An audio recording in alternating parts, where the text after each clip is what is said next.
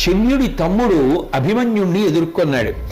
వెంటనే అభిమన్యుడు విశేషమైనటువంటి పౌరుష ప్రతాపాలతో అంత ఉత్సాహంతో చేస్తున్నటువంటి ఆ యుద్ధంలో ఆ శల్యుడి యొక్క తమ్ముడు వస్తున్నటువంటి రథానికి సంబంధించిన సారథిని, జెండాని, గుర్రాల్ని పడగొట్టి ఆ వస్తున్నటువంటి శల్యుడి తమ్ముడి యొక్క 2 చేతులు నరికేసి అతని యొక్క ఆ కంఠం డుళ్ళి కింద పడిపోయేటట్టుగా చేస్తే చుట్టుపక్కల ఉన్నటువంటి రాజులందరూ కూడా భయపడిపోయి చెల్లాచెదరైపోయి పారిపోయారు.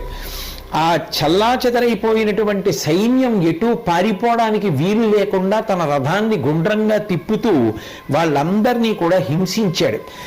అభిమన్యుడు చేస్తున్నటువంటి యుద్ధాన్ని చూసి కౌరవ పక్షంలో ఉన్నటువంటి వీరులందరూ హడిలిపోతుంటే ద్రోణాచార్యుల వారు మాత్రం నిజానికి మనసులో ఎంతో సంతోషించాడు.